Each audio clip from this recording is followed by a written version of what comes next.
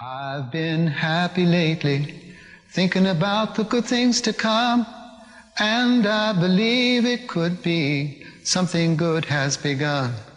Oh, I've been smiling lately, dreaming about the world as one, and I believe it could be someday it's going to come. By the grace of God, the guidance of our community, the experience of our consultants, the commitment of our families, the financial support of our donors, and all of your support, we did it. Averroes Institute is proud to say that in fall of 2011, we opened our doors to our first cohort of 9th grade students. Thank you. By staying true to our Islamic, spiritual, and ethical practices, we strive to fulfill our mission in developing well-informed, academic, responsible, and compassionate young adults. Averroes Institute works to cultivate a community of learners by expecting the parents and staff to consistently push their thinking and practices as well as the students. I could see that there was a lot of meticulous planning that went into the school. I could see that the focus of that planning was always the student, and I could see that that starting from the space to the selection of the teachers, to the syllabus, to the tools that the kids were going to be using in the classroom, it was all focused on the student. It's been a very big blessing to us, and it was at the timing couldn't have been more perfect.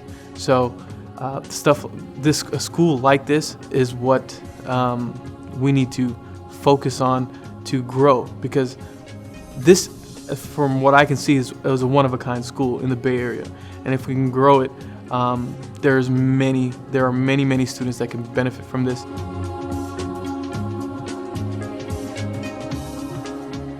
We work diligently to create an environment that promotes collaboration among teachers in the planning process.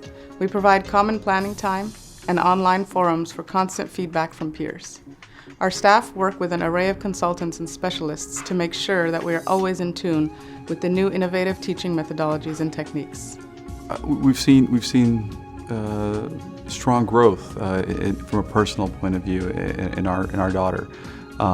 Again, we think that the academic programs are on par or better, but we also see a level of maturity developing, and it's very clear to us that that level of maturity and the growth there is a direct reflection of the founders of the schools, and as well as the key faculty and staff, that they've had the ability to work very closely with her and benefiting from a small classroom environment.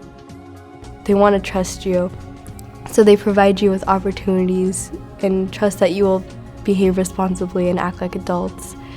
And they want you to be morally prepared to face the real world. And I feel like they really want to push you to be your best, and they just want you to believe in yourself and know that no matter what your goals are, you're able to accomplish whatever you can whenever you set your mind to do it. Our design specialists have been able to work with our limited resources and cozy space to create an ergonomic, invigorating, and modern learning space, a space where students feel confident and comfortable. We also work with our non-physical environment to create a culture of trust and openness to provide an environment conducive to learning. The school's environment is really warm and friendly. Any problems you have, you can easily go to a teacher and request help. You don't feel like you have to learn. They ease learning on you. They make learning fun. The good thing about having small classes is they can tailor the individual curriculum to each person, so they can work at different levels, which they are doing right now. Because as the students come from different backgrounds, different schools, they have different abilities. I think they are able to tailor the education for each individual student, which I think is very helpful for all the students at the end. Well, the small class sizes are very good because you have more one-to-one time with the teacher, and because we have such a good and dedicated staff, it helps a lot, because I've seen teachers that just really don't care about their students, But because the teachers are so committed and because we're more of a community, it isn't like a teacher-student that I say this and you do it. It's more like, hey, I'm your mentor, you should do this, they'll help you. Just as much as we focus on their academics, we focus on their tarbiyah, which is very important. Islamic studies is not just about teaching that which is in a text, rather it's about tarbiyah, making sure that they understand what they're being taught, making sure that they like to do what they're being taught. And if they have any questions or things that don't make sense to them that might not generally be answered in a text, is answered by their teacher or their teachers, so that there's meaning to what they're actually doing. We are constantly working with consultants to ensure that our curriculum is up to par. We are currently in the process of obtaining our WASC accreditation and meeting the A through G requirements for easy acceptance into colleges of choice for our graduating students. This is where we constantly talk about, even in the science class, I talk about creation, what Allah created, and I think that's important if we can bring that into the classrooms, not as a separate subject that is being taught, but also trying to relate it to what we are learning in math and science, so in other subjects. In terms of academics, they've increased their vocabulary, they've increased their ability to think critically about issues that pertain to literature, that pertain to current events, that pertain even to grammar. They've increased that sense of taking ownership of language, which if you take ownership of language, you increase your sense of empowerment as you engage with the rest of the world. There is no reason why we cannot have Ibn Rushd or Imam Ghazali or Ibn al-Arabi or Ibn Taymiyyah, may Allah be pleased with them all, of our times. I mean, there is no reason why we can't have those kind of people now. It only requires a resolve on our part.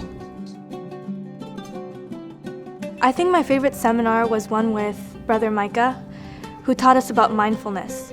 And I personally enjoyed that seminar because he told us of his journey through traveling and how he was able to find a way to meditate and just relax his whole body and just think about how he is as a person. So he opened our eyes up to new perspectives of life through meditating. And he actually showed us how to relax and how to just be one with yourself.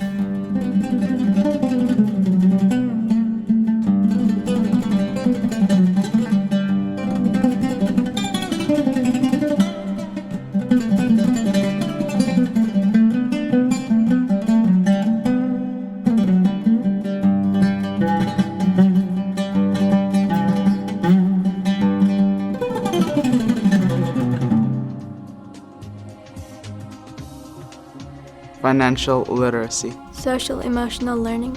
Healthy eating and wellness. Setting attainable goals. Cooking. Disaster recovery. Design theory. Study skills. Time management. It is our vision to become a leader in secondary education and provide students with unparalleled opportunities for intellectual, social, spiritual, and personal growth. But we need your support. We're committed to meeting the needs of all students who wish to join the community, regardless of financial ability. Please consider sponsoring a student or supporting one of our programs. The vision includes you.